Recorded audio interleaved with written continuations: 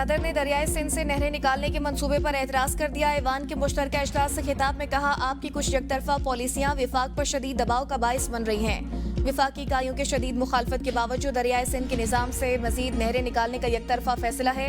इस तजवीज़ की बतौर सदर में हिमायत नहीं कर सकता। मैं हुकूमत से दरख्वास्त करता हूँ कि वो इस तजवीज़ को तर्क करें, तमाम स्टेक होल्डर्स के साथ मिलकर काम करें ताकि विफाक की इकाइयों के दरमियान मुतफिका इत्तफाकी राय की बुनियाद पर काबिल अमल पायदार हल निकाला जा सके।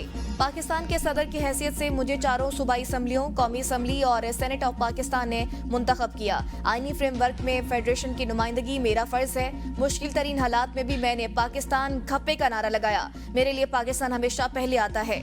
आइए कौमी मफाद को मुकद्दम रखें और जाती और सियासी इख्तिलाफात को एक तरफ रखें, मुल्क का सोचें। मुल्क में समाजी इंसाफ का फरोग जरूरी है। यकसा तरक्की के ख्वाब को अमली जामा पहनाना है।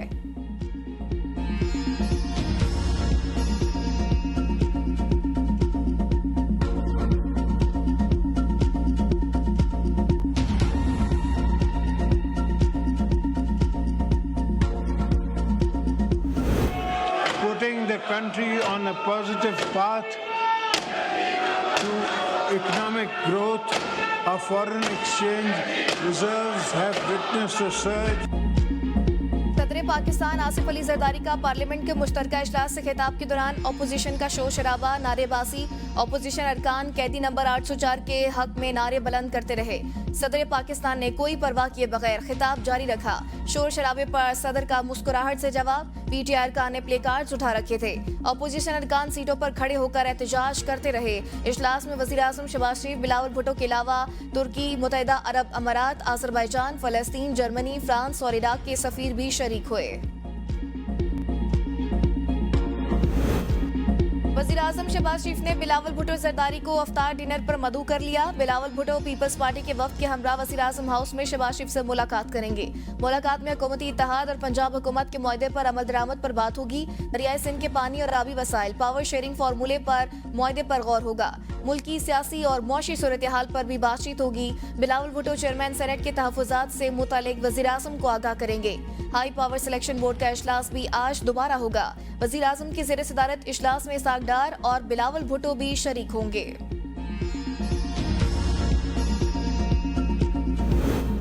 तनाज़ा ये नहीं कि फौजी अदालतों में सिविलियन का ट्रायल किया जाए या नहीं, मसला ये है आर्मी एक्ट के मातहत जराइम अगर सिविलियंस करें तो क्या होगा। सुप्रीम कोर्ट आईनी बेंच के फौजी अदालतों में सिविलियंस ट्रायल के खिलाफ केस में रिमार्क्स। जस्टिस जमाल मंदोखिल ने कहा कि अदलिया को एग्जीक्यूटिव से अलग करने की जिम्मेदारी किसकी थी। क्या आर्टिकल 175(3) के तहत अदलिया खुद ब खुद एग्जीक्यूटिव से अलग तस्वर होगी। एग्जीक्यूटिव से अलग होने का ऐलान अदलिया करेगी या पार्लियामान। जस्टिस मोहम्मद अली मजहर ने कहा कि सुप्रीम कोर्ट ने फौजी अदालतों को तारीखी तनासुर में देखा। अदलिया खुद एग्जीक्यूटिव से अलग तस्वर होगी तो 14 साल बाद फौजी अदालतें कायम नहीं रह सकती। फौजी अदालतें मुतवाज़ी अदालती निज़ाम के ज़ुमरे में आती हैं। आर्टिकल 175(3) की वजाहत बहुत ज़रूरी है।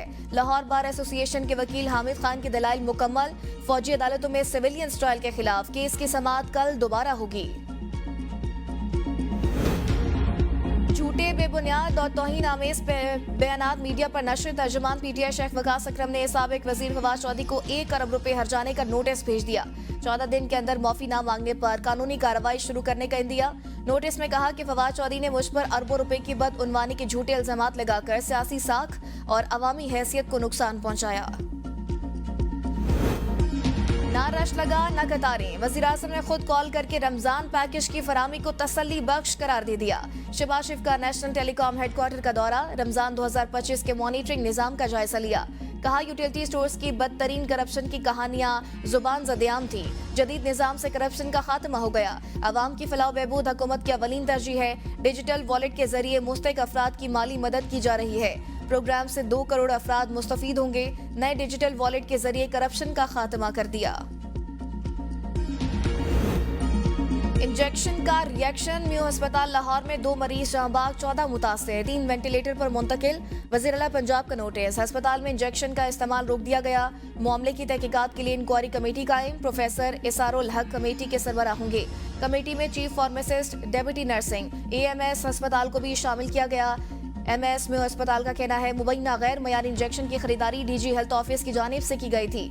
मज़कूरा बैच उठवाकर ड्रग टेस्टिंग लेबॉर्ट्री भिजवा दिया गया।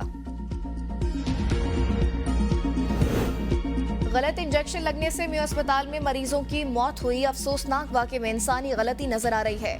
वज़ीर इत्तलात पंजाब अस्मा बुखारी की न्यूज कॉन्फ्रेंस। कहा, सेहत फंड पर कभी कटौती नहीं की। जिसको कोई और काम नहीं मिलता वो लाशों पर सियासत करता है। सेहत के बजट में 500% से जायद इजाफा किया गया। लोगों के घरों तक मुफ्त अद्वियात पहुंचाई जा रही हैं। सेहत के शुबे में किसी को रियायत नहीं दी जा रही। मरीजों को दवाएं ना मिलना क्या वज़ीर आला की गलती है? वज़ीर आला पंजाब को तशहीर के लिए अस्पताल जाने की जरूरत नहीं है। MS में अस्पताल के इस्तीफे पर प्रोपेगेंडा किया जा रहा है। कार्रवाई करेंगे तो रोना शुरू हो जाते हैं।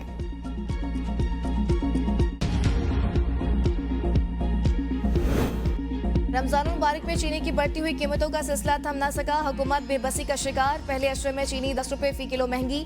कीमत मजीद बढ़ने का इम्कान है। छोटी दुकानों में चीनी की कीमत 175 से 180 रुपए हो गई।